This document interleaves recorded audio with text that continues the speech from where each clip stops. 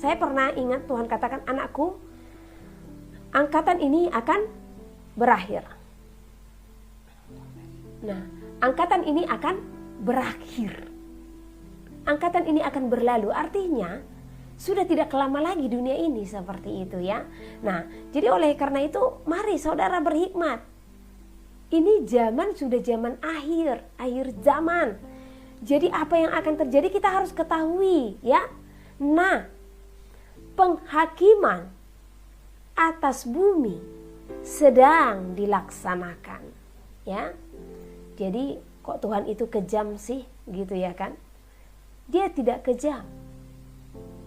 Kalau kita baca tentang materai yang kelima ya, Wahyu pasal ke-6 kalau nggak salah, nanti kita buka ya. Tentang materai yang kelima. Oke, saya bukakan karena kita nggak boleh tidak membukakan ya. Ini lintas begitu saja, namun Roh Kudus yang mengingatkan. Oke, kita buka Alkitab kita saudara, sekalian kita belajar ya.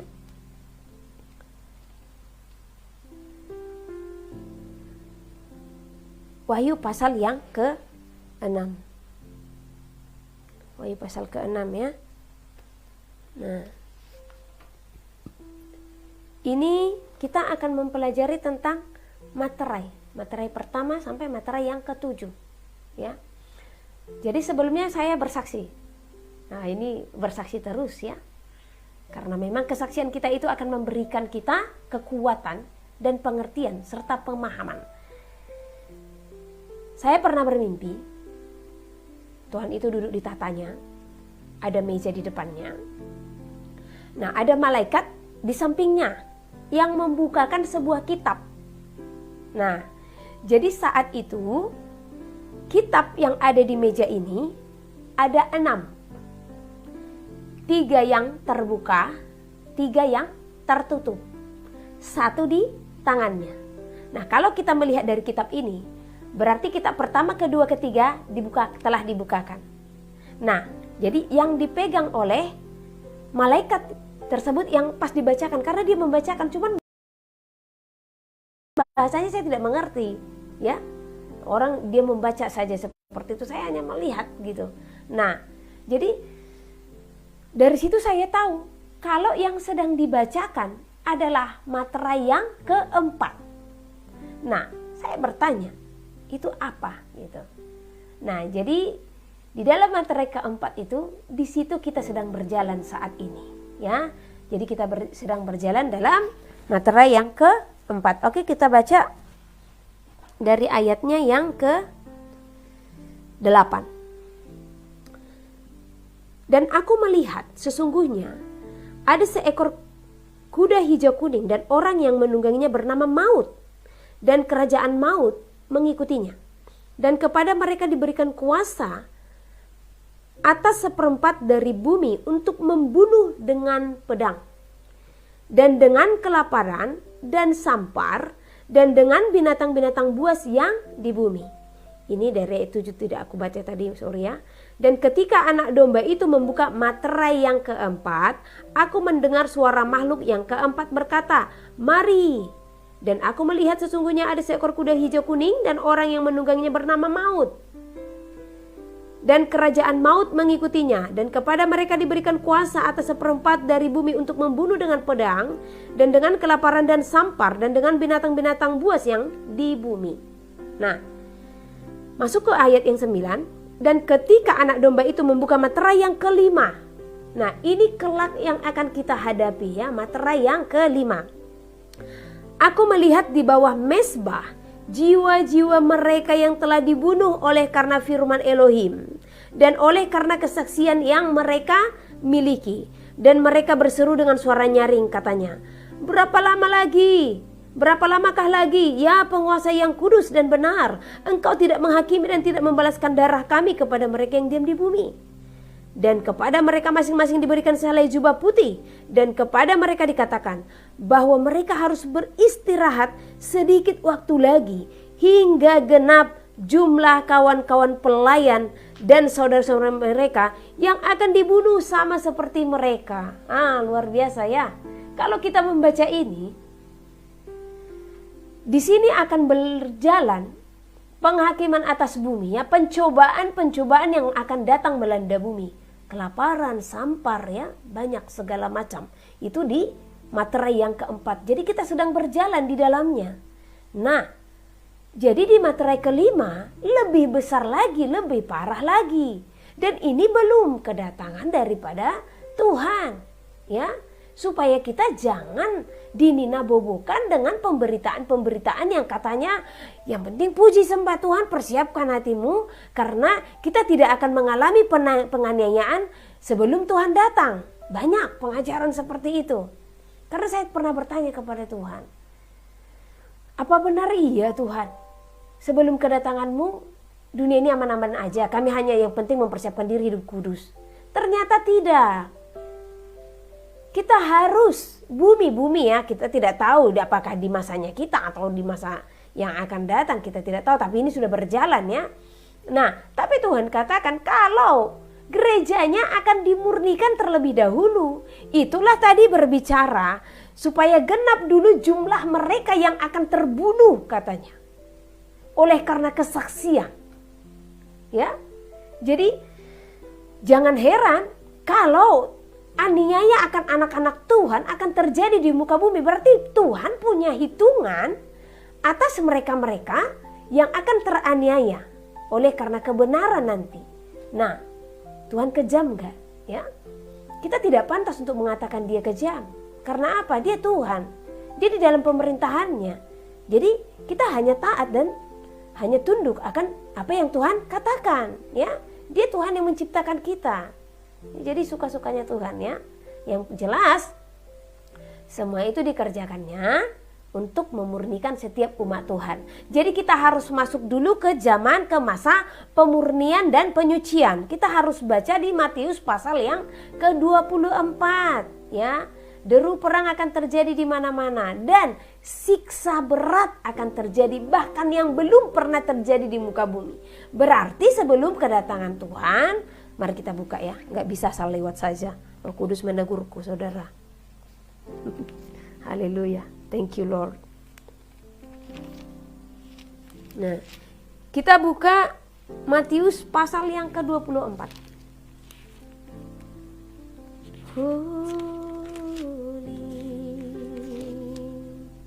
Nah, ini perikopnya khotbah tentang akhir zaman ya. Bait Elohim akan diruntuhkan. Sesudah itu Yesus keluar dari bait Elohim lalu pergi. Maka datanglah murid-muridnya dan menunjukkan kepada bangunan-bangunan bait Elohim. Ia berkata kepada mereka, "Kamu melihat semuanya itu? Aku berkata kepadamu, sesungguhnya tidak satupun batu di sini akan dibiarkan terletak di atas batu yang lain. Semuanya ini akan diruntuhkan." Nah, baru berikutnya, kalau saudara melihat di sini perikopnya apa? Permulaan penderitaan. Nah, jadi mari kita kembali ke pesan Tuhan menjelang tahun 2020. Nah, saya sudah beritahukan kepada saudara, jadi saya tidak terhutang ya. Di mana menjelang tahun 2020 Tuhan sudah katakan, anakku sampaikan kepada seluruh umatku, jikalau ini awalnya permulaan penderitaan akan dinyatakan di seluruh bumi. Nah, kita baca ayat ketiga. Ketika Yesus duduk di atas bukit Zaitun, datanglah murid-muridnya kepadanya untuk bercakap-cakap sendirian dengan dia. Kata mereka, katakanlah kepada kami, bila manakah itu akan terjadi dan apakah tanda kedatanganmu dan tanda kesudahan dunia? Jawab Yesus kepada mereka, waspadalah, supaya jangan ada orang yang menyesatkan kamu. Sebab banyak orang akan datang dengan memakai namaku dan berkata, akulah Mesias. Dan mereka akan menyesatkan banyak orang. Kamu akan mendengar deru perang atau kabar-kabar tentang perang. Namun berawas-awaslah. Jangan kamu gelisah. Jadi ini ada deru perang ya. Jangan kamu gelisah. Sebab semuanya itu harus terjadi. Tetapi itu belum kesudahannya. Jadi deru perang belum kesudahannya saudara. Ya, ini masih permulaan. Sebab bangsa akan bangkit melawan bangsa dan kerajaan melawan kerajaan. Akan ada kelaparan dan gempa bumi di berbagai tempat.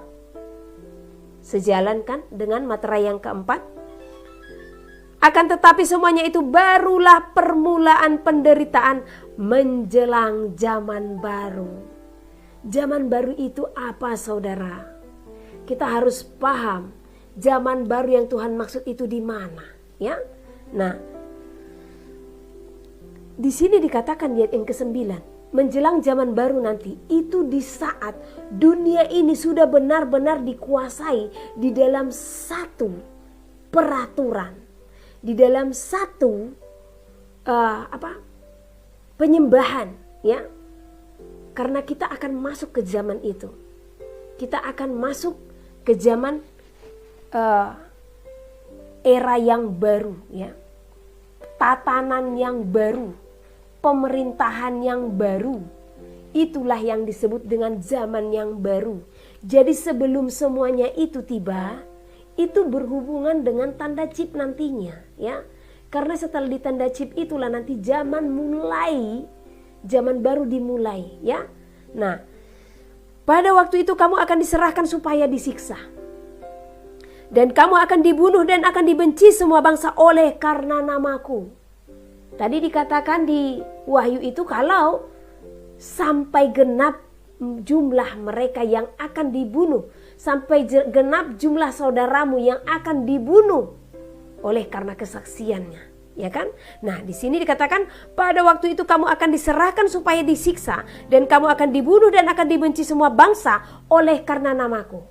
Nah, pertanyaannya, apakah ini sesudah kedatangan Tuhan atau sebelum? Jadi kalau selama ini saudara berpikir ini setelah kedatangan Tuhan, itu pemahaman yang salah. Karena jelas-jelas tertulis di dalam Matius, kitab Injil, ya. Jadi berarti di sini kita harus belajar jangan hanya telan bulat-bulat, ya. Apa yang dikatakan oleh gembala atau domba yang Tuhan percayakan di zaman ini, ya. Tetapi baca Alkitab saudara supaya banyak pengertian dan pengetahuan. Karena telah banyak gembala-gembala yang berjalan atas karena doktrin organisasi masing-masing. Namun bagi kita yang menjadi gereja Tuhan, yang menjadi bait suci yang kudus, harus benar-benar memahami tentang pemberitaan-pemberitaan yang telah dibukakan bagi kita di dalam firman Tuhan, ya. Dan banyak orang akan murtad dan mereka akan saling menyerahkan dan saling membenci. Banyak orang yang akan murtad, artinya apa? Banyak nanti anak-anak Tuhan, bahkan banyak nanti Kristen itu sendiri yang tadinya mereka percaya sepenuhnya, tetapi karena peraturan-peraturan segala sesuatu nanti yang akan diberlakukan, nah ini mulai menyimpang. Karena mulai nanti mereka tidak mengenali, hikmat itu mulai hilang daripada mereka, ya. Karena Tuhan mau supaya kita tetap mendapatkan hikmat akan apa yang harus kita peroleh di zaman ini, ya. Nah, dan bahkan di sini dikatakan akan menyerahkan saudara mereka, ya. Akan banyak nanti kalau ada yang menolak, bahkan yang di dalam Tuhan ini sendiri yang menerima, yang mengatakan, oh mereka ada di sana, mereka bersembunyi di sana. Ah, ini yang dikatakan menyerahkan itu, ya. Banyak nabi palsu akan muncul dan menyesatkan banyak orang. Nabi palsu itu seperti apa nanti, ya? Yang jelas saya ingatkan saudara di sini, nabi palsu yang dikatakan yang tidak sesuai dengan konteks firman Tuhan ini, yang menyesatkan saudara dengan pemahaman-pemahaman dunia, ya, yang menyesatkan saudara supaya saudara dengan cepat menerima segala sesuatu. Jadi perhatikan, jangan asal menerima segala sesuatu. Tanya Tuhan. Kalau engkau tidak bisa langsung mendengar suara Tuhan itu secara audible atau melalui suara lidah atau melalui hati, tanya orang-orang pilihan Tuhan yang Tuhan pakai di dalam karunia-karunia kenabian. Itu yang Tuhan pakai di zaman ini, ya. Nasihat bahkan itu tidak kita dapatkan dari para imam dan para tua-tua. Kenapa? Kenapa orang yang bijak-bijak sana ini di dalam dunia? Kenapa orang yang berhikmat di dalam dunia ini? Kita tidak akan mendapatkan nasihat dari mereka di akhir zaman. Karena salahnya posisi mereka selama ini yang menempatkan posisi mereka yang tertinggi di dalam segala jawatan. Sebab Tuhan mau kelima jawatan harus berdiri, harus ada yang menasihati antara yang satu dengan yang lain. Tetapi di zaman ini yang berdiri hanya satu, yaitu hanya gembala di dalam dunia ya. Kalau gembala di dalam surga yaitu kekal ya. Nah, jadi karena dia merasa dia yang paling benar, dia yang harus didengarkan, makanya hikmat Tuhan ini akan tertolak. Karena sudah lebih besar pikirannya, sudah lebih besar keakuannya. Gitu ya. Nah, itulah makanya Tuhan tidak memakai mereka di akhir zaman ini. Tapi bagi mereka yang selalu merasa mereka lah yang benar dengan apa yang mereka terima. Karena banyak juga bahkan mereka bernubuat gitu. Tetapi tidak semua orang yang bernubuat akan mendapatkan wahyu. Wahyu itu hanya akan Tuhan berikan kepada orang-orang yang dipakai sebagai penyambung lidah antara Tuhan dengan umatnya. Ya, nubuat itu banyak disampaikan kepada hamba-hambanya. Tetapi kalau pewahyuan yang secara spesifik itu hanya akan Tuhan berikan kepada yang Tuhan percayakan di dalam karunia kenabian. Nah, tetapi banyak kita lihat gembala mengabaikan karunia kenabian, padahal sangat dibutuhkan di dalam pelayanan untuk menyelidiki segala sesuatu dan untuk memberitahukan apa yang sedang terjadi di muka bumi supaya domba-domba ini tidak tersesat. Ya. Jadi kalau diantara kita yang mendengarkan ini ada gembala atau gembala lah tepatnya, tolong ya supaya lebih peka lagi dengan apa yang Tuhan kerjakan dalam karunia-karunia roh di dalam pelayanan masing-masing. Kalau Tuhan pakai karunia kenabian, dukung mereka, ya. Karena itu yang kita butuhkan di akhir zaman, suara Tuhan. Karena itu akan dikerjakan, secara audible akan dikerjakan. Kalau ada yang menyangkal ya terserah mereka lah, ya kan gitu kan. Nah, oke. Banyak nabi palsu dan karena makin bertambahnya kedurhakaan, maka kasih kebanyakan orang akan menjadi dingin. Nah, yang kita tahu kasih semakin dingin itu sebelum kedatangan Tuhan, ya toh.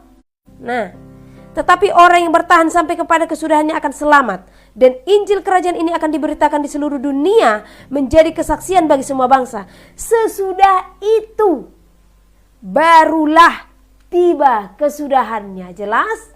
Sesudah itu, sesudah siksaan itu, sesudah segala kejadian itu, sesudah orang-orang kudusnya benar-benar terbunuh, barulah kesudahannya. Nah, jadi saudara nanti bisa lanjut di ayat yang ke-15, saya hanya baca perikopnya ya. Di sini dikatakan siksaan yang berat dan Mesias-Mesias palsu. Berikutnya kedatangan anak manusia, perumpamaan tentang pohon ara. Nah, disinilah dikatakan di ayat ke-29, jadi siksaan berat tadi ini adalah siksaan yang belum pernah terjadi di muka bumi. Berarti akan kita alami siksaan-siksaan yang berat. Bahkan di sini dicatat belum pernah terjadi di muka bumi. Berarti lebih berat dari penyiksaan yang dilakukan oleh Saulus zaman dahulu ya. Jadi siap-siap, persiapkan dirimu akan hal itu ya. Jangan takut, ini harus kita hadapi ya. Jangan sekarang di saat dipaksakan untuk menerima segala sesuatu. Aduh gimana ini Bu, nanti aku gak bisa kerja, nanti aku begini, nanti aku begitu. Lah, ini masa training. Kenapa harus takut? Jangankan gak bisa kerja, kalau menolak, hari itu, di saat itu sudah benar-benar ketetapan daripada chip itu, membeli dan menjual pun gak bisa. Dengan kata lain, mati kelaparan, ya kan? Tapi harus mempersiapkan diri. Ya kalau memang harus mati untuk kemuliaan Tuhan, ngapain takut? Tubuh ini saja yang akan binasa. Jadi jangan menyayangkan segala apa yang kamu punya. Kalau itu memang benar-benar melanggar dari apa yang Tuhan firmankan. Nah, ini saudara kita digiring untuk seperti masa percobaan, ya. Karena tanda chip itu akan datang. Oke, nanti kita bahas ke sana. Nah, di sini lagi dikatakan kedatangan anak manusia perumpamaan tentang pohon ara. Jadi sebelumnya akan ada siksaan yang berat sebelum kedatangan anak manusia. Nah, ayat ke-29. Segera sesudah siksaan pada masa itu. Jadi segera sesudah siksaannya, matahari akan menjadi gelap dan bulan tidak bercahaya. dan bintang-bintang akan berjatuhan dari langit, dan kuasa-kuasa langit akan tergoncang. Pada waktu itu akan tampak tanda Anak Manusia di langit, dan semua bangsa di bumi akan meratap, dan mereka akan melihat Anak Manusia itu datang di atas awan-awan di langit dengan segala kekuasaan dan kemuliaannya. Dan Ia akan menyuruh keluar malaikat-malaikatnya dengan meniup sangkakala yang dahsyat bunyinya, dan mereka akan mengumpulkan orang-orang pilihannya dari keempat penjuru bumi, dari ujung langit yang satu ke ujung langit yang lain. Tariklah pelajaran dari perumpamaan tentang pohon ara. Apabila ranting-rantingnya melembut dan mulai bertunas, kamu tahu bahwa musim panas sudah dekat. Demikianlah juga jika kamu melihat semuanya ini, ketahuilah bahwa waktunya sudah dekat, sudah di ambang pintu. Aku berkata kepadamu, sesungguhnya angkatan ini tidak akan berlalu sebelum semuanya ini terjadi. Langit dan bumi akan berlalu, tetapi perkataanku tidak akan berlalu. Tetapi tentang hari dan saat itu tidak seorang pun yang tahu. Malaikat-malaikat di sorga tidak, dan anak pun tidak, hanya Bapa sendiri. Ya. Jadi kita bisa menyimpulkan jikalau kedatangan Tuhan tiba setelah apa? Setelah siksaan berat melanda bumi. Ya. Jadi persiapkan dirimu. Sudah banyak kita yang terlalu lama hanya menerima khotbah-khotbah kemakmuran. Dengan apa? Yang penting kita persiapkan hidup kita. Kita mengasihi, kita memberi, kita melakukan apa yang baik. Karena Tuhan tidak akan membiarkan kita jatuh ke dalam penganiayaan. Kita tidak akan mengalami penganiaya berat itu sebelum Tuhan datang. Jadi itu akan terjadi, aniaya dan siksa berat itu akan terjadi setelah Tuhan datang. No. Ini jelas dicatat di dalam Matius 24. Ya. Kalau kedatangan Tuhan itu tiba setelah masa aniaya tiba di dalam bumi. Dan ini kalau kita baca, ya, kita bisa buka di Zakaria. Tadi dikatakan di sini, matahari akan menjadi gelap dan bulan tidak bercahaya. Nah, ini ada di Matius, di Wahyu tadi, ya, di Wahyu pasal ke-6 itu. Baca semua. Ini ada, ya. Nah, jadi kita tahu di materai keberapa Tuhan datang. Karena ini ada pemberitaannya, ini ada di Wahyu pasal yang ke-6 tadi. Dilanjut nanti ke Wahyu pasal yang ke-7, ke-8 dan seterusnya, ya. Nah, saya juga kembalikan kita ke Zakaria. Di Zakaria pasal yang ke-13. Ini sepertinya mengalir saja, ya. Topik saya tadi Yesaya. Nah, di Zakaria pasal ke-13 ayat yang ke-7. Di sini perikopnya, pedang menimpa umat baru. Nah, umat baru itu siapa? Nah, kita, ya. Hai pedang, bangkitlah terhadap gembalaku. Luar biasa kan? Hai pedang, bangkitlah terhadap gembalaku. Di sini siapa gembala Tuhan? Domba-domba yang dipercayakan untuk menggembalakan umatnya, yaitu orang-orang kudusnya, ya. Terhadap orang yang paling karib kepadaku, siapa? Para nabinya. Haleluya. Apa yang akan terjadi dengan mereka? Ini seru ini, ya. Nah, demikianlah firman Tuhan semesta alam. Bunuhlah gembala sehingga domba-domba tercerai-berai, ya. Bunuhlah. Jadi sebenarnya kalau kita dengar, ngeri banget bahasanya. Karena memang orang-orang kudus nanti akan dibawa. Akan banyak nanti hamba-hamba Tuhan. Sebelum masa aniaya itu pun akan banyak hamba-hamba Tuhan yang akan Tuhan bawa pulang. Jadi dari sekarang aku sampaikan kepada saudara, jangan kaget jikalau tiba-tiba ada yang kita kenal, hamba-hamba Tuhan, tiba-tiba mati gitu, ya kan. Nah, ini dengan pedang itu. Dengan pedang. Pedang itu bukan pedang manusia, ya. Jadi Tuhan itu sendiri yang menyatakannya, ya. Nah, jadi kalau ada hamba-hamba Tuhan atau para karunia-karunia nabi yang tiba-tiba meninggal di zaman ini, jangan kaget. Yang ada kita yang masih tertinggal, kita harus katakan, wow, ini sepertinya sudah sangat nyata, sudah sangat jelas gitu. Orang-orang kudusnya, karena dikatakan kan, sampai genap jumlah saudaramu yang akan terbunuh karena kesaksian. Nah, jadi di sini katakan, bunuhlah gembala sehingga domba-domba tercerai-berai. Aku akan mengenakan tanganku terhadap yang lemah. Maka di seluruh negeri, demikianlah firman Tuhan, 2/3 daripadanya akan dilenyapkan. Hati-hati, ya. 2/3 daripadanya akan dilenyapkan. Mati binasa, tetapi 1/3 daripadanya akan tinggal hidup. Ini berbicara apa? Manusia akan tinggal sedikit di muka bumi. Ini akan banyak kejadian-kejadian melalui penghakiman-penghakiman, pencobaan-pencobaan di muka bumi. Banyak kematian-kematian, ya. Jadi jangan heran, ini masanya telah dimulai. Jumlah manusia akan semakin sedikit, ya. Aku akan menaruh yang 1/3 itu ke dalam api dan memurnikan mereka seperti orang memurnikan perak. Aku akan menguji mereka seperti orang menguji emas. Mereka akan memanggil namaku dan aku akan menjawab mereka. Aku akan berkata, mereka adalah umatku, dan mereka akan menjawab, Tuhan adalah Elohimku. Ya, jadi ini di masa pemurnian, di masa segala sesuatunya aniaya itu sebenarnya masa pemurnian. Ya, jadi jangan heran, jangan kaget. Kalaupun terjadi dan kita alami apa yang sedang terjadi sekarang dan apa yang akan datang, itu adalah pemurnian. Ya, itu penyucian. Jadi tidak usah takut untuk menghadapi itu. Intinya kita harus tetap tahu kalau memang kita harus mati di dalam kebenaran, maka kehidupan kekal akan menjadi bagian kita. Nah, di sini juga nanti saudara bisa baca Jefanya pasal yang pertama, ya. Nah, ini juga tentang pemurnian.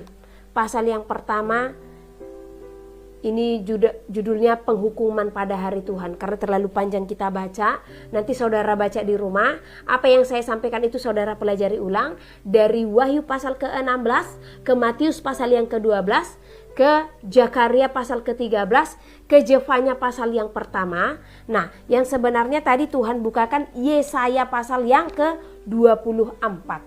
Ya, Yesaya pasal yang ke-24.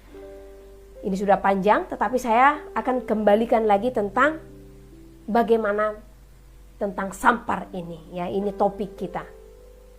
Jadi tadi kita mengalami ini semua sebelumnya Tuhan telah terlebih dahulu membukakan melalui nubuatan-nubuatan, ya.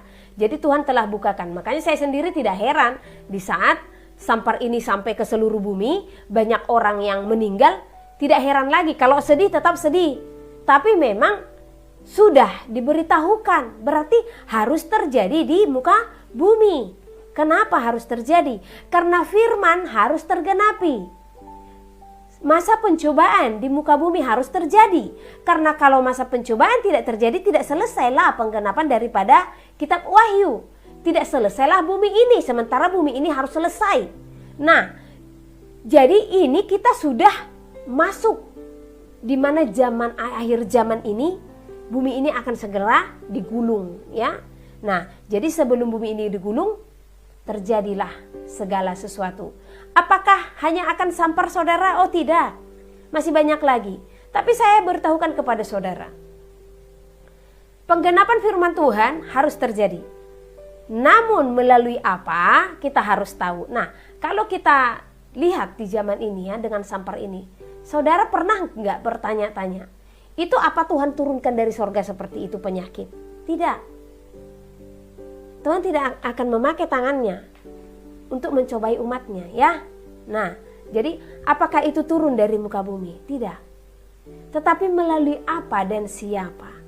Nah, di sini kita harus berhikmat menghadapi. Di saat pencobaan datang ke dalam bumi, maka kita jangan jatuh ke dalam pencobaan itu dengan kita jadi kecewa, ya. Dengan kita jadi takut. Jangan takut.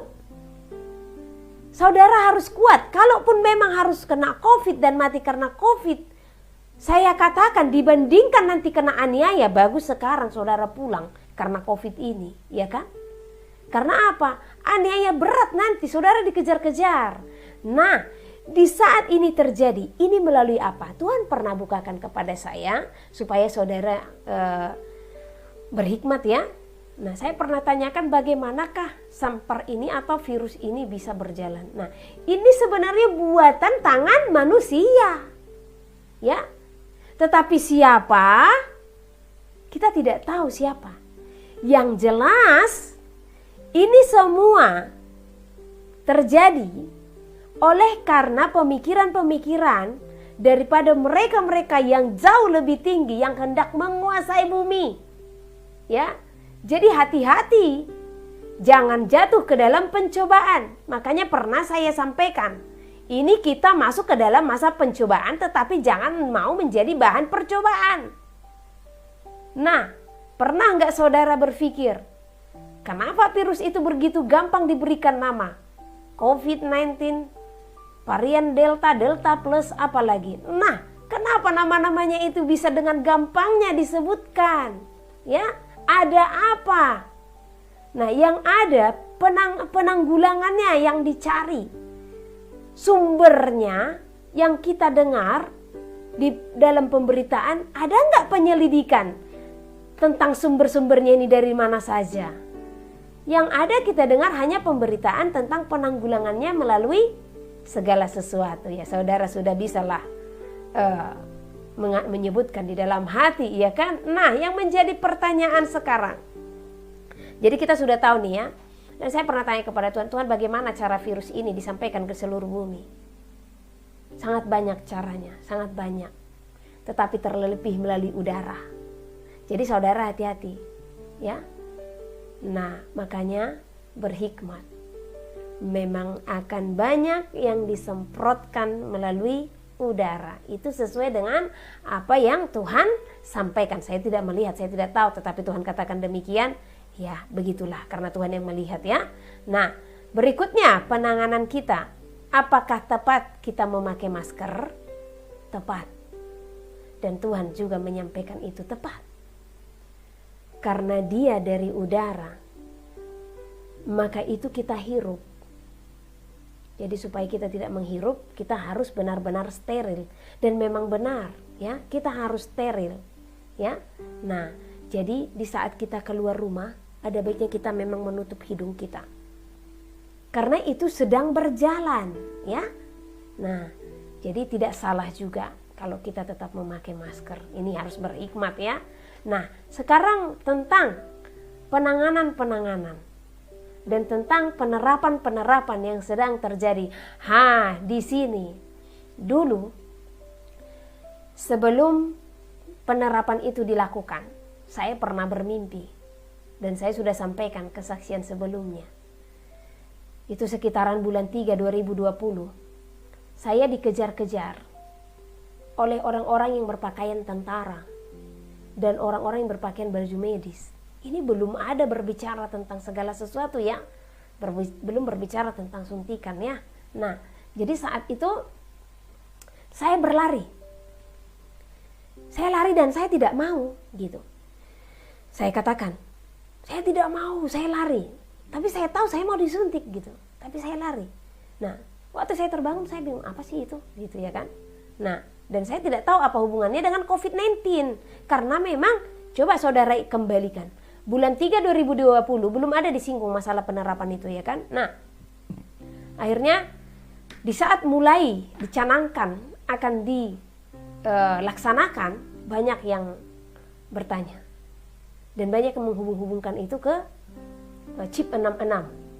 Saya bilang, oh enggak, itu belum lah gitu. Karena enggak mungkin kan gitu. Dan lagian masa sih melalui cairan, enggak mungkin. Jadi saya masih menghalalkan segala sesuatu gitu. Anak kecil aja dulu kita kan dikasih imun gitu kan. Nah ya bisa saja ini terjadi. Jadi saya masih memakai logika. Tapi satu waktu, itu karena saya tidak bertanya kepada Tuhan ya. Nah makanya perlu saudara bertanya kepada Tuhan. Seperti yang saya bilang, kalau saudara tidak mendengarkan suaranya, tanya kepada orang-orang yang memang Tuhan pakai langsung mendengar suaranya ya. Nah, saya berdoa, saya diingatkan akan hal itu. Nah, terus tiba-tiba saya sadar. Nah, ini saya diingatkan ya, jadi saya nggak bertanya langsung. Waktu saya diingatkan tentang hal itu, akhirnya saya memberanikan diri untuk bertanya, Tuhan apa sebenarnya itu gitu. Nah, Tuhan hanya katakan, anakku sampaikanlah kepada seluruh umatku, jikalau itu tidaklah baik bagi bait suci. Hanya itu saja. Terus saya bilang, Tuhan apa kaitannya dengan chip 666? Apakah ada? Tetapi Tuhan katakan, kalau itu untuk saat ini, belum. Ya. Nah, namun kan kita tidak tahu di berikutnya. Karena akan ada berapa tahap yang akan kita lalui. Ya. Nah, dan saya tidak katakan apakah di tahap berikutnya itu pasti atau tidak, saya tidak tahu. Bagaimana nanti penerapan tanda chip 66 ini, nanti Tuhan akan bukakan bagi kita dengan hikmat yang akan Tuhan berikan. Yang jelas, yang Tuhan sampaikan, karena memang banyak saudara yang bertanya ya. Nah, dan itu memang saya tutup selama beberapa bulan. Bahkan saya merasa tertampar dengan postingan kawan-kawan yang mereka dengan lantang dan berani memberitakan sementara saya bersembunyi di balik selimut ya kan. Nah, jadi saya menjadi seorang pengecut hari itu. Saya hanya memberitahukan sedikit, tapi saya tidak membukakan banyak, sementara banyak yang saya ketahui gitu. Nah, jadi saya tanya Tuhan, kenapa Tuhan? Itu tidak akan baik bagi bait suci. Dan yang Tuhan bukakan akan berefek. Dan efeknya ini bukan dalam jangka waktu yang dekat yang akan kita terima, tetapi akan berefek setelah hitungan tahun, bahkan akan ada setelah 2 tahun atau 3 tahun atau berikutnya. Itu yang Tuhan sampaikan efeknya gitu ya kan. Nah, jadi disitulah saya Tuhan gimana ini gitu ya kan, pergumulan besar. Pada akhirnya saya bermimpi. Saya bermimpi ada seorang anak gadis berteriak-teriak, jangan terima suntikan itu, jangan terima suntikan itu. Wow, apa ini gitu. Akhirnya saya berdoa. Di waktu saya berdoa, Tuhan katakan, anakku, bukankah aku telah berfirman kepadamu? Bukankah engkau telah mengetahui kebenaran? Sampaikanlah. Engkau mengetahui kebenaran itu, sampaikanlah kepada mereka. Sebab inilah ujian daripada mereka. Sebab akan tiba saatnya. Tanda bilangan itu akan datang ke dalam dunia, kata Tuhan. Nah, jadi artinya di situ apa? Ini kita digiring, dibawa untuk ujian. Jadi di sini saudara seperti di training untuk menghadapi masa yang akan datang. Tuhan melihat di sini, ini saja kamu sudah takut gitu.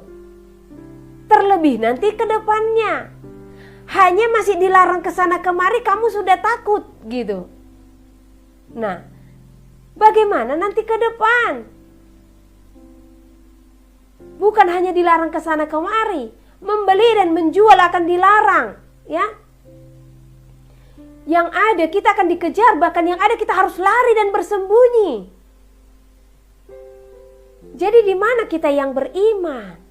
Ini aja kayak kemarin, Kak, dulu dia katakan, oh kalau dilarang nggak bisa kemana-mana, oke nggak masalah itu bagiku, Kak, katanya biarkan aku di sini. Tapi kemarin dia nelpon, gimana itu gini. Wah, segitu aja imanmu, kamu sudah takut. Gimana nanti karena kita akan menghadapi aniaya? Belum lagi jari-jari tangan kita ini harus dipotong, saya sampai katakan demikian ya. Belum lagi kita nanti akan dipukuli. Nah, jadi ini aja kita sudah menyangkal, ini saja kita sudah tidak berani. Jadi selidiki iman saudara ya. Nah, supaya kita tetap diselamatkan. Tetapi percayalah, karena ini belum masanya, tapi menuju masanya. Tapi bukan berarti saya katakan ini belum, saudara jadi berleha-leha. Kita tidak tahu, entah itu bisa saja dalam waktu sebulan, 2 bulan, kita tidak tahu ya. Jangan karena saya katakan belum, oh berarti masih ada 10 tahun lagi masih bisa saya bersantai-santai. Oh jangan. Saya katakan di pertama kedua ini oke, aman. Dan itu pun sebenarnya sudah tidak aman ya, secara fisik sudah tidak aman ya. Nah, apalagi berikutnya dan yang lebih luar biasanya ya. Kenapa harus lebih daripada sekali? Dan kenapa harus dipaksakan? Bukankah saudara nggak bertanya-tanya? Saya buka artikel-artikel dari luar negeri. Banyak loh mereka yang tidak menerima, banyak ya. Apalagi kita yang mempunyai hak asasi ya. Jadi jangan hanya melihat, tapi memang akan banyak yang akan ditutup ya. Di sini saudara harus bersekutu kepada Tuhan, benar-benar biarkan informasi itu saudara terima hanya daripada Tuhan ya. Karena media akan menutup segala sesuatunya, tidak akan membukakan. Saya sih prinsipnya ini saja. Tuhan katakan tidak baik bagi bait suci. Saya tidak mau sesuatu yang saya tidak ketahui akan masuk ke dalam tubuh saya ya. Nah, dan berikut Tuhan katakan akan ada gelombang panas. di seluruh penjuru bumi. Pemanasan global akan terjadi, ya. Pemanasan global akan terjadi. Nah, apa hubungannya dengan segala sesuatu yang penerapan itu, saudara? Saya tanya Tuhan, kenapa Tuhan, apa sih sebenarnya hubungannya tentang pemanasan global dengan apa yang diterapkan saat ini, gitu. Jadi Tuhan bukakan sel-sel darah kita ini, jaringan-jaringan tubuh kita ini benar-benar dibentuk oleh Tuhan itu sendiri, ya. Jadi kalau ada sesuatu yang masuk ke dalam tubuh kita yang tidak kita kenali, bahkan penelitiannya tidak maksimal 100%, bahan kita ini akan menjadi percobaan. Nah, satu hal di saat Tuhan katakan itu tidak baik, tandanya sangat simpel. Kalau itu baik, ya, di sini makanya hamba Tuhan harus berhikmat. Kalau itu baik, tidak akan ada korban. Pertanda itu tidak baik hanya sebagai uji coba, maka akan ada korban. Jadi saya berani perkatakan di sini, ya. Nah, di saat Tuhan katakan itu tidak baik, saat itu saya bilang, oh berarti kalau itu tidak baik nanti akan ada efek. Yang cepatlah dulu, ya, janganlah dulu seperti yang Tuhan katakan nanti ini akan ada efek, imun akan semakin lemah di tahun-tahun berikutnya, ya. Jadi saya juga tidak akan heran kalau seandainya nanti ini semua akan terjadi bisul atau cacar yang tiba-tiba, saya tidak heran lagi, ya kan. Nah, jadi saat Tuhan katakan kalau ini tidak baik, saya minta tanda gitu. Ternyata benar, ya. Kalau itu baik, Tuhan katakan bagi bait suci artinya tubuh kita secara jasmani lah dulu, ya. Kalau itu baik bagi tubuh kita secara jasmani, itu akan berbicara global. Artinya tidak ada korban, ya. Tidak menjadi percobaan. Yang cocok oke, yang gak cocok game over. Nah, waktu saya mendengar berita itu, oh benar. Disitulah yang menguatkan dan meneguhkan hati saya dan menyampaikan bagi kita semua, ya. Nah, jadi seperti apakah itu nanti akhirnya di dalam tubuh yang Tuhan bukakan, ya. Nah, itu akan menjadi seperti sesuatu yang asing di dalam darah kita, di dalam jaringan kita, ya. Jadi jaringan di dalam tubuh kita ini seperti akan melemah. Saya tidak tahu bentuknya seperti apa, karena saya itu bukan ahli di dalam sel-sel atau apa, ya. Pokoknya yang Tuhan katakan kalau itu akan menjadi sesuatu yang asing di dalam jaringan tubuh kita, yang akan melemahkan kita nantinya, ya. Nah, sehingga akan mengakibatkan panas di dalam tubuh. Nah, jadi itu saya tidak tahu apakah dia akan bisa nanti jadi berkumpul kalau memang udah sekali, 2 kali, 3 kali, 4 kali lebih itu, ya kan. Nah, akan berkumpul kita tidak tahu dia akan berupa apa di dalam tubuh. Karena pola makan yang salah saja kita bisa batu ginjal loh.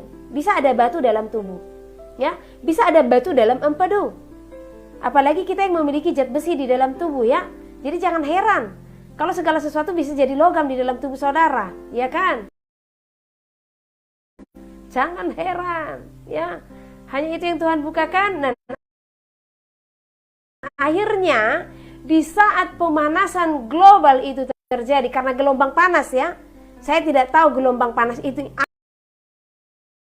apa nanti dan seperti apa. Namun setelah saya pelajari, saya temukan. Nah, di saat gelombang panas itu terjadi, maka tubuh itu akan merespon gelombang panas tersebut. Jadi akan gampang terkena penyakit. Nah, kalau kita selidiki penyakit-penyakit, itu efeknya apa? Panas kan? Nah, kalau ada infeksi entah dimanapun panas, ya kan? Akan demam. Nah, tubuh pun akan seperti itu di saat gelombang panas itu sudah ada di dalam bumi. Nah, jadi saya tidak heran kalau nanti akan banyak orang yang karena gelombang panas ini, ya, yang akan menderita banyak penyakit gitu. Kanker lah, bisul lah, cacar lah, nggak heran lagi saya, ya kan? Karena apa? Jaringan-jaringan tadi sudah tidak jaringan-jaringan yang murni lagi, yang berasal daripada Kristus, ya. Itu saja yang Tuhan bukakan. Nah, jadi apa sih gelombang panas itu gitu? Seperti apa itu nanti Tuhan gitu. Ternyata setelah saya lihat, saya banyak menonton gitu, saya pelajari. Pertama saya temukan senjata Amerika untuk membubarkan kerumunan-kerumunan yang dianggap meresahkan lah gitu ya. Itu mereka ditembakkan dengan senjata yang mengeluarkan gelombang panas. Dan itu kalau nggak salah gelombang panasnya 928 atau 920 kHz ya. Nah, itu hanya 900 sekian gelombang panas yang akan dikeluarkan untuk membubarkan ini ya. Nah, penerapan daripada 5G sudah sedang berjalan karena teknologi harus semakin besar ya. Nah, 5G setiap satu unit itu mengeluarkan gelombang 20 atau 28 lah gitu ya, saya lupa ya, kilohertz. Nah, coba kalau di dalam satu mall itu berapa orang yang pegang gadget dan wifi? Satu unit tadi 20. Coba, alangkah panasnya dunia ini. Sedangkan handphone yang sekarang saja kita pakai ya yang 4G, itu sudah sangat sakit kepala.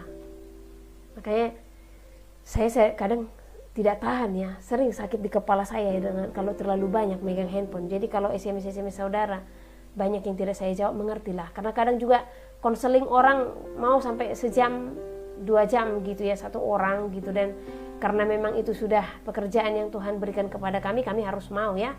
Nah, jadi di saat 5G sudah diterapkan nanti di seluruh dunia, jangan heran kalau sudah mulai perlahan-lahan gelombang panas itu akan terjadi di muka bumi ya. Nah, jadi di sini kita harus berhati-hati. Jadi saya sampaikan kalau memang ada yang sudah terlanjur ya, dari sekarang makan makanan sehat lah. Jangan makan segala makanan yang memicu panas ke dalam tubuh. Karena itu nanti akan panas di dalam tubuh saudara ya. Jadi dari sekarang kurangi yang namanya makan cabai, lada, segala yang panas-panas lah ya. Nah, padahal sebenarnya terkadang penting juga yang panas ini, jahe ya kan, buat minuman, bandrek untuk batuk ya kan. Nah, namun saya sarankan jagalah pola makan supaya tidak batuk, supaya tidak demam. Jaga pola makan, makan rebus-rebusan, makan yang sehat-sehat ya. Kurangi makan gula dan garam, jangan terlalu banyak. Itu yang Tuhan sampaikan ya. Nah, dan berikutnya jangan lagi, stop sampai di sini ya. Stop. Jangan takut. Kalau hanya masih pengancaman saya, kenapa sih hidup mau diancam-ancam? Ya kalau dikatakan kamu harus lepas dari pekerjaan atau gimana, ya wes. Lakukan apa yang bisa kamu kerjakan, asalkan cukup makan dan pakaianmu. Itu harus menjadi prinsip. Jangan pula ada prinsip dalam kita, ya kalau aku nanti nggak kerja, aku nggak bisa beli mobil, aku nggak bisa gini, aku nggak bisa gini. Asalkan cukup makan dan pakaian, Tuhan masih berdaulat. Tuhan berdaulat kok. Karena kita belum ditandanya ya. Jadi masih akan diloloskan dan dibebaskan. Saya percaya itu Tuhan akan mengerjakannya. Namun Indonesia harus berhikmat ya. Kita warga Indonesia harus berhikmat. Kadang kan dipikir yang satu dari Cina, yang satu dari Amerika. Nah, yang satu dari mana? Nah, bagaimana uji klinisnya ini? Iklim mereka berbeda. Nah, pola makan mereka berbeda, darah mereka berbeda. Ya. Kita yang dikenyangkan dengan nasi, mereka dikenyangkan dengan roti. Nah, bagaimana penelitian itu? Apa cocok ke darah kita? Itu aja sih. Simpel aja kita pikirkan, ya kan? Nah, dan lagi kenapa harus berbeda-beda, ya? Nah, itu saudara harus berpikir jauh ke sana. Jangan asal-asal saja, ya. Comot ayat sana sini, tunduklah kepada pimpinan segala macam, ya. Kita harus meniru Sadrak, Mesak, Abednego. Oh, iman yang luar biasa, ya. Coba, mereka juga punya peraturan pemerintah, ya. Di saat itu Raja Nebukadnezar memaksa mereka untuk tunduk. Ini peraturan. Jadi saudara-saudara, ingat ini peraturan yang diterapkan kepada seluruh masyarakat saat itu. Tetapi apa yang dilakukan oleh si Daniel, Sadrak, Mesak, Abednego? Coba, apa yang mereka lakukan? Mereka tidak tunduk. Berarti mereka pembangkang dong. Karena mereka tahu apa yang baik, apa yang tidak. Jadi kita juga harus tahu apa yang baik, apa yang tidak, apa yang pantas dan apa yang tidak. Gitu ya. Jangan telan bulat-bulat aja segala sesuatu. Nah, gitu harus berhikmat saudara. Ya, pergunakan apa yang menjadi hakmu. Karena itu juga ada hukumnya kok. Nah, jadi apa yang mereka katakan? Ini iman mereka harus kita tiru ya. kami tahu Tuhan kami bisa menyelamatkan. Bahkan di sana dikatakan apa? Bahkan sekalipun tidak gitu. Artinya sekalipun Tuhan tidak menyelamatkan mereka, tidak mengeluarkan mereka dari sana, mereka tetap tidak akan tunduk. Luar biasa kan? Nah, jadi sekarang pun saudara harus seperti itu. Sekalipun harus keluar, ya udah, yang jelas Tuhan tidak akan membiarkan. Tuhan akan menyelamatkan, Tuhan akan menolong, ya. Kalau itu saja saudara sayangkan, itu tandanya belum siap meninggalkan dunia mengikut Tuhan. Masih ada kekhawatiran, masih ada ketakutan. Jangan takut, ya. Nah, jangan banyak bertanya, "Oh, gimana, Bu? Gembala kami kan bilang gini-gini, kami dipaksakan gini." Ya kan mereka juga hamba Tuhan. Saya sudah ingatkan, kalau di zaman ini, siapa imam, siapa hamba yang benar-benar, kita harus tahu perbedaannya, ya. Jadi kita harus mengerti. Oke? Nah, itu dia tentang penerapan-penerapan supaya kita berjaga-jaga, ya. Bukan Tuhan tidak berfirman supaya kita tidak menyesali nanti. Bukan Tuhan tidak berfirman, tetapi kitalah yang kurang mendengarkan segala sesuatunya. Haleluya. Jadi harus mendengarkan, harus berhikmat. Kalau memang dari voting ya, suara terbanyak, kita harus mengambil suara terbanyak. Kan yang lebih banyak yang menerapkannya. Jadi ya kita harus, itu yang benar gitu. Nah, jangan salah. Yang ke surga itu saudara, walah sangat sedikit. Sangat sedikit.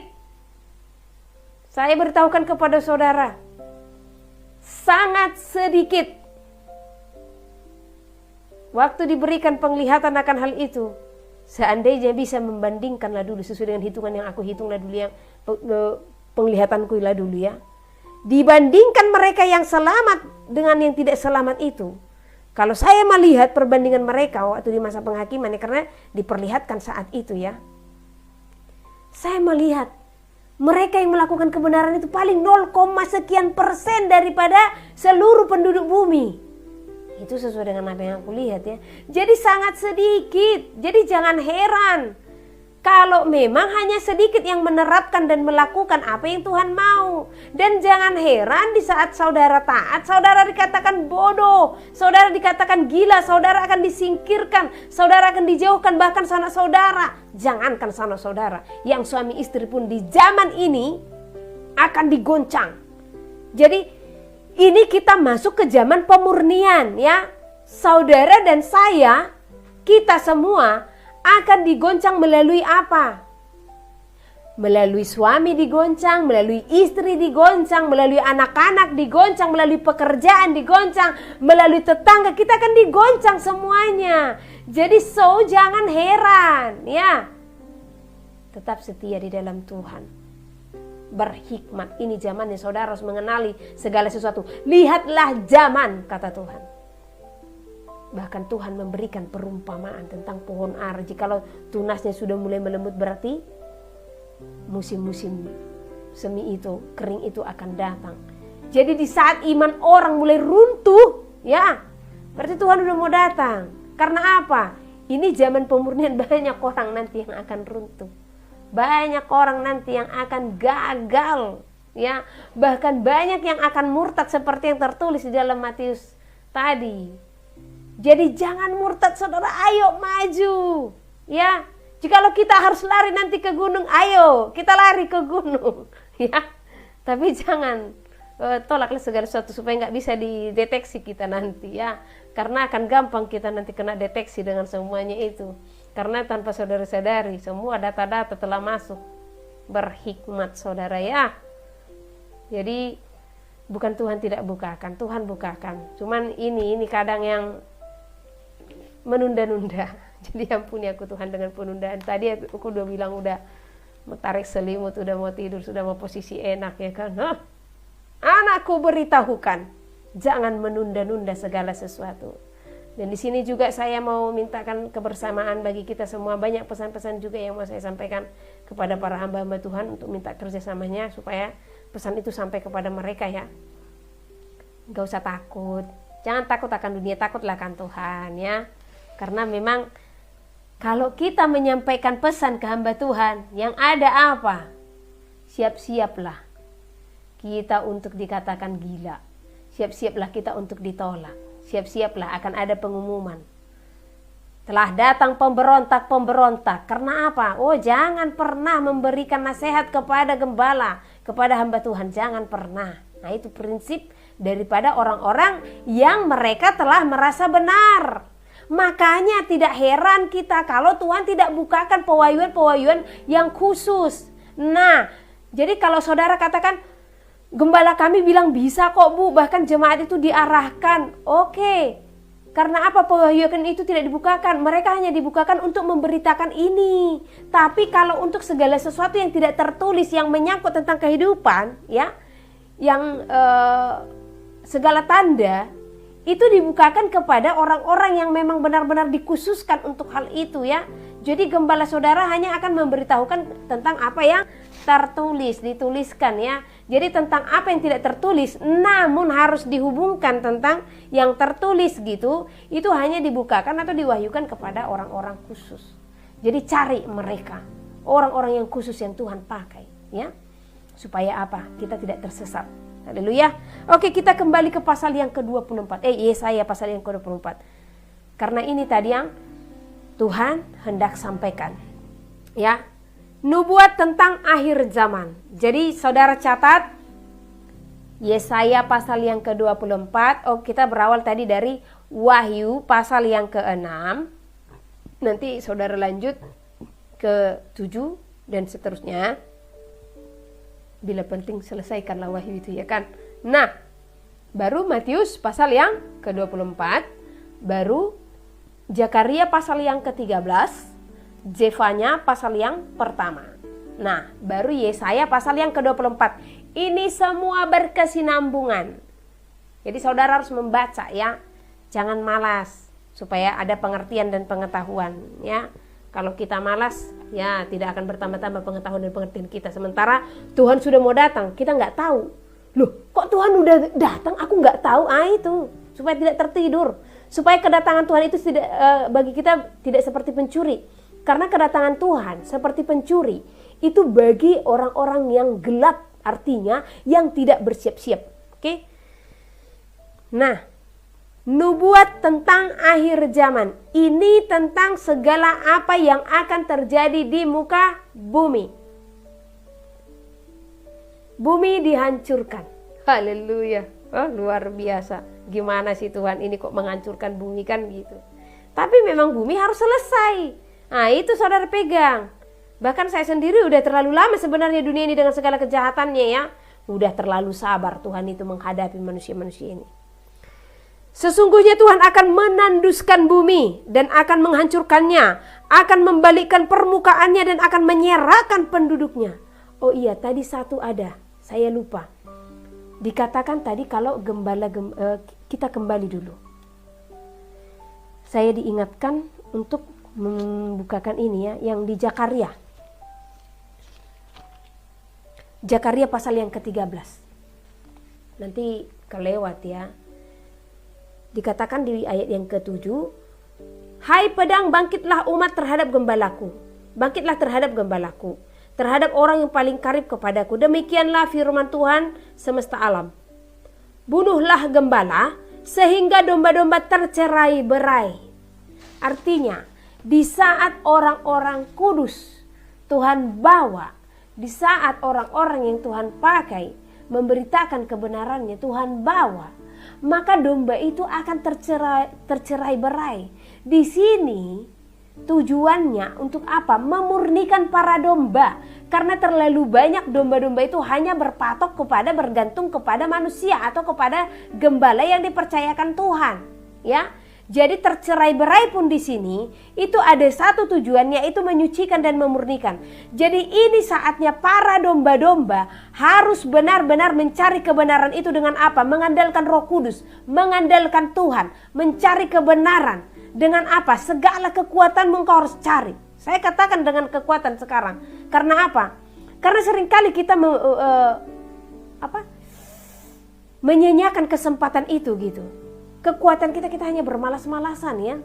Jadi saatnya para domba harus benar-benar mencari kebenaran itu dengan mengandalkan Tuhan, ya. Jadi tanpa ada gembala pun di dunia nanti yang akan menggembalakan saudara, saudara bisa berkemenangan. Karena apa? Ini dibaca tiap hari. Karena dengan inilah iman bertumbuh dan pengetahuan akan bertambah, ya. Dengan pembacaan kitab suci, iman akan bertumbuh, pengetahuan akan bertambah.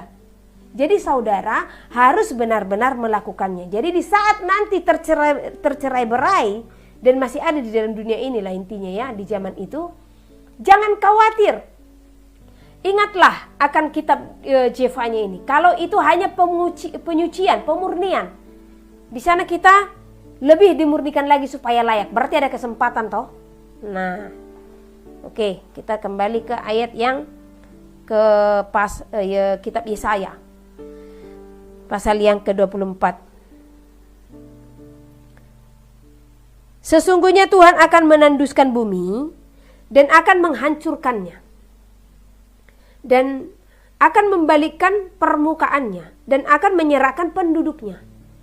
Maka seperti nasib rakyat demikianlah nasib imam. Seperti nasib hamba laki-laki demikianlah nasib tuannya. Seperti nasib hamba perempuan demikianlah nasib nyonyanya.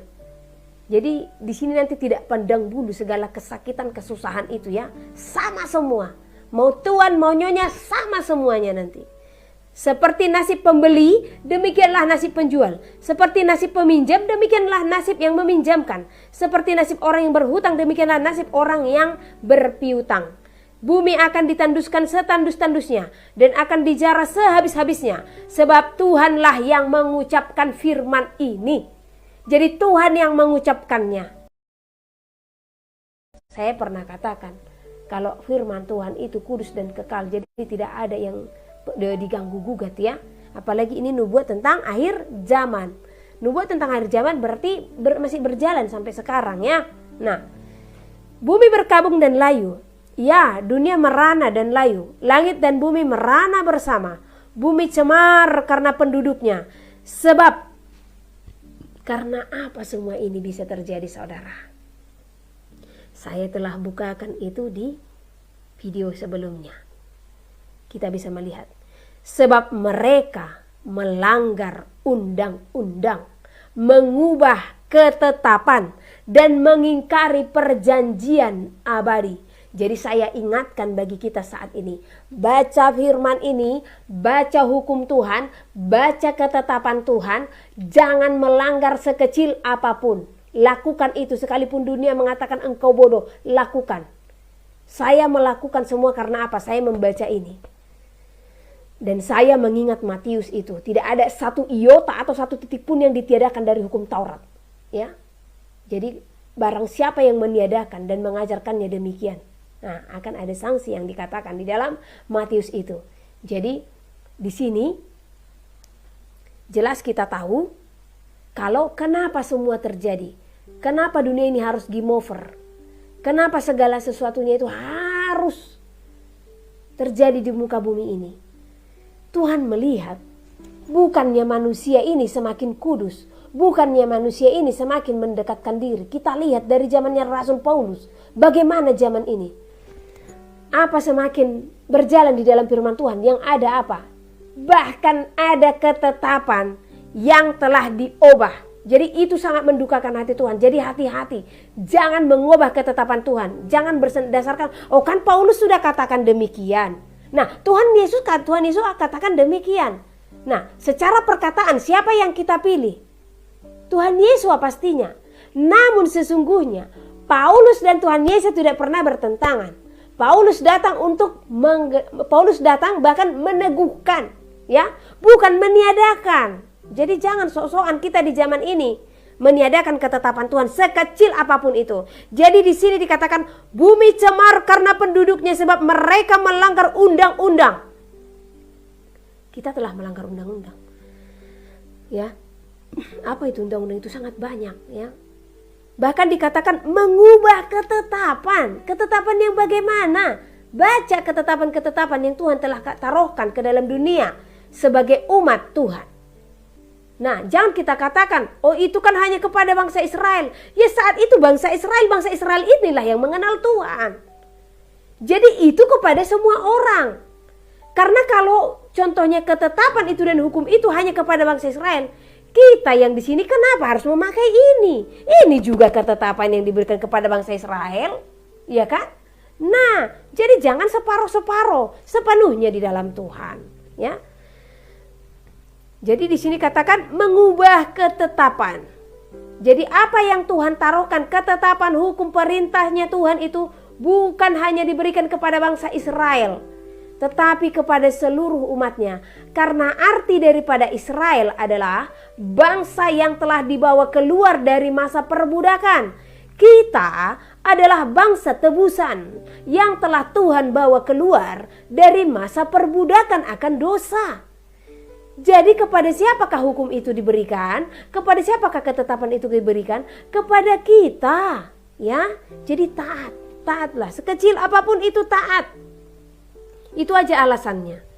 Kenapa sih ibu harus taat akan hal itu? Nah, kalau disampaikan kepada saya, karena itu firman, ya. Nah, jadi bukan karena masalah, kan di sini dikatakan begini, oh tidak, karena itu firman saya taat. Karena saya tahu Tuhan itu bukan Tuhan yang bermain-main di dalam segala perkataannya. Masa di sini dia katakan dilarang, di sana dikatakan oh udah boleh, oh enggak. Tuhan itu bukan Tuhan yang bermain-main, tetapi sudah banyak yang salah, sudah banyak yang telah diubah, ya. Bahkan tentang Sabat juga telah diubah, ya. Nah, jadi ketetapan Tuhan tetaplah ketetapan. Jadi jangan kita rubah-rubah. Jadi wajar ya, kalau sekarang terjadi segala sesuatu kita sudah melanggar firman Tuhan, ya. Kita sudah mengubah ketetapan dan mengingkari perjanjian abadi, ya. Apa perjanjian abadi kita di dalam Tuhan? Kita adalah bangsa tebusan, bangsa yang telah diselamatkan. Maka kita harus benar-benar mengerjakan keselamatan itu. Yang ada apa seenaknya kita berbuat dosa, ya. Seenaknya kita melakukan apa yang jahat di mata Tuhan. Seenaknya kita mendukakan hati Tuhan. Seenaknya dunia ini menyembah berhala, berjinah di hadapan Tuhan. Sementara dia telah datang dengan darahnya di dalam segala janjinya. Nah, luar biasa. Jadi wajar ya, saya katakan ya wajarlah dunia seperti ini melihat keadaan manusia yang semakin hari semakin mendukakan hati Tuhan. Oke, kita lanjut. Sebab itu sumpah serapah akan memakan bumi, dan penduduknya akan mendapat hukuman. Sebab itu penduduk bumi akan hangus lenyap, dan manusia akan tinggal sedikit. Di kitab Jefanya tadi dikatakan kalau jumlah manusia itu akan tinggal sepertiga kalau nggak salah ya. Akan sedikit. Jadi jangan heran kalau banyak orang meninggal juga karena COVID, ya. Karena apa? Memang populasi dunia akan tinggal sedikit. Akan sangat sedikit, terlebih lagi dengan hati mereka yang memiliki hati untuk menguasai dunia. Jadi mereka akan menghalalkan segala sesuatu supaya dunia ini dimiliki oleh mereka. Jadi mereka berusaha untuk menata dunia kembali dengan segala tatanan-tatanan baru yang akan mereka terapkan ke dalam bumi. Jadi dengan apa yang terjadi saat ini saudaraku, jangan heran kita sudah dibawa menuju dunia tatanan yang baru, ya, pemerintahan yang baru. Kita menuju ke sana, ya. Jadi jangan heran jikalau kita akan digiring ke dalam satu pemerintahan di dalam satu mata uang. Itu akan terjadi. Oh ya, tadi malam waktu mau tidur luar biasa Tuhan bekerja. Jadi saya kepenuhan kuasa ilahi, di mana tubuh saya semua seperti tulang-tulang ini lemas. Jadi yang keluar dari mulut ini Israel, Israel, menangis. Israel. Jadi Tuhan katakan, kumpulkan ke-12 suku itu. Kumpulkanlah mereka. Kumpulkanlah umatku, kata Tuhan. Saya tidak pernah kepikiran lo ke sana. Jadi Tuhan menyampaikan, dan ini kita sampaikan dulu kepada bangsa Israel. Siapa yang ada akses ke Israel, disampaikan dulu pesan Tuhan ini. Kalau Tuhan sangat berseru, itu sampai di dalam hati yang duka itu ya. Israel gitu sampai lemas. Ini sepertinya Israel akan melemah nanti. Akan ada saatnya Israel akan lemah ya. Nah, jadi dikatakan kumpulkan ke-12 suku bangsa, dikumpulkan. Jadi disampaikan kepada bangsa Israel bagi yang ada akses supaya ke-12 suku bangsa itu harus dikumpulkan dan diseriuskan untuk mengumpulkan itu. Dan saya juga diberikan penglihatan. Saya melihat banyak manusia dan ini sepertinya sudah seluruh bumi ya. Tetapi di atas kepala mereka, ini jumlah manusia, contohnya ini tatanan manusia itu semua, susunan manusia. Di atas itu ada satu koin, gambarnya ini bumi, di tengah-tengahnya gambar bumi, dan ada seperti jaring-jaring gitu, kayak seperti jaring laba-laba gitu kan, kayak tanda gini lah, tanda timur, tenggara, selatan, barat, daya, itulah tanda kayak gini. Baru lingkaran, baru di dalamnya ada gambar bumi, peta lah tepatnya, ya kan? Nah, jadi itu manusia yang berjejer sangat banyak dan itu aku tahu itu dari semua bangsa-bangsa dan ada koin besar di atas kepala mereka. Jadi aku tanya, Tuhan, apa itu yang saya lihat? Nah, penerapan akan satu mata uang akan dicanangkan ke dalam dunia. Jadi di sini kita harus bersiap-siap dan berjaga-jaga akan segala sesuatu, saudaraku. Tidak saatnya lagi bermain-main ya. Jangan mengumpul-ngumpulkan harta lagi, tetapi kumpulkanlah hartamu di dalam kerajaan sorga. Oke, kita lanjut. Manusia akan tinggal sedikit katanya ya. Dan memang manusia pun akan tinggal sedikit dan perencanaan dari penguasa-penguasa pun jumlah populasi manusia ini harus dikurangin dulu untuk menyelamatkan bumi. Nah, itu tujuannya untuk apa? Supaya mereka menata bumi kembali, supaya mereka menguasai bumi ini. Jadi jangan heran kalau sebentar lagi bangsa akan bangkit melawan bangsa untuk menguasai ya. Saya akan singkapkan dulu sedikit nanti tentang apa yang Tuhan beritakan tentang Indonesia. Tunggu sedikit lagi ya. Oke, itu dulu sampai ayat ini ya. Dan manusia akan tinggal sedikit. Nanti saudara baca sampai ayat selesai. Dan Tuhan katakan di hari-hari terakhir ini kita banyak membaca Yesaya. Saya juga udah sampaikan itu beberapa bulan yang lalu. Kita harus tuntaskan membaca Yesaya karena Yesaya itulah yang terjadi di akhir. Amos pasal 3. Nabi sebagai penyambung lidah Allah. Dengarlah firman ini yang diucapkan Tuhan tentang kamu, hai orang Israel, tentang segenap kaum yang telah kutuntun keluar dari tanah Mesir. Bunyinya, hanya kamu yang kukenal dari segala kaum di muka bumi. Sebab itu aku akan menghukum kamu karena segala kesalahanmu. Berjalankah dua orang bersama-sama jika mereka belum berjanji? Mengaumkah seekor singa di hutan apabila tidak mendapat mangsa? Bersuarakah singa muda dari sarangnya jika belum menangkap apa-apa? Jatuhkah seekor burung ke dalam perangkap di tanah apabila tidak ada jerat terhadapnya? Membingkaskah perangkap dari tanah jika tidak ditangkapnya sesuatu? Adakah sangkakala ditiup di suatu kota dan orang-orang tidak gemetar? Adakah terjadi malapetaka di suatu kota dan Tuhan tidak melakukannya? Sungguh, Tuhan Allah tidak berbuat sesuatu tanpa menyatakan keputusannya kepada hamba-hambanya para nabi. Singa telah mengaum, siapakah yang tidak takut? Tuhan Allah telah berfirman, siapakah yang tidak bernubuat? Pemberitaan tentang keruntuhan Israel. Siarkanlah di dalam puri di Asyur dan di dalam puri di tanah Mesir, serta katakan, berkumpullah di gunung-gunung dekat Samaria, dan pandanglah kekacauan besar yang ada di tengah-tengahnya, dan pemerasan yang ada di kota itu. Mereka tidak tahu berbuat jujur, demikianlah firman Tuhan. Mereka itu yang menimbun kekerasan dan aniaya di dalam purinya. Sebab itu beginilah firman Tuhan Allah, musuh akan ada di sekeliling negeri, kekuatanmu akan ditanggalkannya daripadamu, dan purimu akan dijarahi. Beginilah firman Tuhan, seperti seorang gembala melepaskan dari mulut singa 2 tulang betis atau potongan telinga, demikianlah orang Israel yang diam di Samaria akan dilepaskan, seperti sebagian dari katil, dan seperti sepenggal dari kaki balai-balai. Dengarlah dan peringatkanlah kaum keturunan Yakub. Demikianlah firman Tuhan Allah, Allah semesta alam, bahwa pada waktu aku menghukum Israel karena perbuatan-perbuatannya yang jahat, aku akan melakukan hukuman kepada mesbah-mesbah Betel, sehingga tanduk-tanduk mesbah itu dipatahkan dan jatuh ke tanah. Aku akan merobohkan balai musim dingin beserta balai musim panas. Hancurlah rumah-rumah gading dan habislah rumah-rumah gedang. Demikianlah firman Tuhan.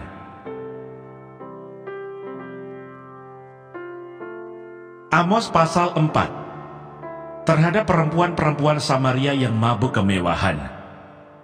Dengarlah firman ini, hai lembu-lembu Basan yang ada di gunung Samaria, yang memeras orang lemah, yang menginjak orang miskin, yang mengatakan kepada tuan-tuanmu, bawalah kemari supaya kita minum-minum. Tuhan Allah telah bersumpah demi kekudusannya. Sesungguhnya akan datang masanya bagimu, bahwa kamu diangkat dengan kait, dan yang tertinggal di antara kamu dengan kail ikan. Kamu akan keluar melalui belahan tembok, masing-masing lurus ke depan, dan kamu akan diseret ke arah Hermon. Demikianlah firman Tuhan. Ibadah orang Israel adalah ibadah jahat. Datanglah ke Betel dan lakukanlah perbuatan jahat, ke Gilgal dan perhebatlah perbuatan jahat. Bawalah korban sembelihanmu pada waktu pagi, dan persembahan persepuluhanmu pada hari yang ketiga. Bakarlah korban syukur dari roti yang beragi, dan maklumkanlah persembahan-persembahan sukarela. Siarkanlah itu, sebab bukankah yang demikian kamu sukai, hai orang Israel? Demikianlah firman Tuhan Allah. Orang Israel tidak mau berbalik kepada Tuhan. Sekalipun aku ini telah memberi kepadamu gigi yang tidak disentuh makanan di segala kotamu, dan kekurangan roti di segala tempat kediamanmu, namun kamu tidak berbalik kepadaku. Demikianlah firman Tuhan. Aku pun telah menahan hujan daripadamu. Ketika 3 bulan lagi sebelum panen, aku menurunkan hujan ke atas kota yang satu, dan tidak menurunkan hujan ke atas kota yang lain. Ladang yang satu kehujanan, dan ladang yang tidak kena hujan menjadi kering. Penduduk 2-3 kota pergi, terhuyung-huyung ke satu kota, untuk minum air, tetapi mereka tidak menjadi puas. Namun, kamu tidak berbalik kepadaku. Demikianlah firman Tuhan. Aku telah memukul kamu dengan hama dan penyakit gandum, telah melayukan taman-tamanmu dan kebun-kebun anggurmu, pohon-pohon ara dan pohon-pohon zaitunmu dimakan habis oleh belalang. Namun kamu tidak berbalik kepadaku. Demikianlah firman Tuhan. Aku telah melepas penyakit sampar ke antaramu, seperti kepada orang Mesir. Aku telah membunuh terunamu dengan pedang pada waktu kudamu dijarah. Aku telah membuat bau busuk perkemahanmu tercium oleh hidungmu. Namun kamu tidak berbalik kepadaku. Demikianlah firman Tuhan. Aku telah menjungkir balikan kota-kota di antara kamu, seperti Allah menjungkir balikan Sodom dan Gomora, sehingga kamu menjadi seperti puntung yang ditarik dari kebakaran. Namun kamu tidak berbalik kepadaku. Demikianlah firman Tuhan. Sebab itu demikianlah akan kulakukan kepadamu, hai Israel. Oleh karena aku akan melakukan yang demikian kepadamu, maka bersiaplah untuk bertemu dengan Allahmu, hai Israel. Sebab sesungguhnya Dia yang membentuk gunung-gunung dan menciptakan angin, yang memberitahukan kepada manusia apa yang dipikirkannya, yang membuat fajar dan kegelapan, dan yang berjejak di atas bukit-bukit bumi. Tuhan, Allah semesta alam, itulah namanya.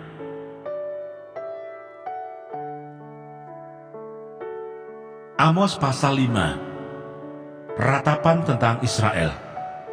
Dengarlah perkataan ini yang kuucapkan tentang kamu sebagai ratapan, hai kaum Israel. Telah rebah, tidak akan bangkit-bangkit lagi anak darah Israel, terkapar di atas tanahnya, tidak ada yang membangkitkannya.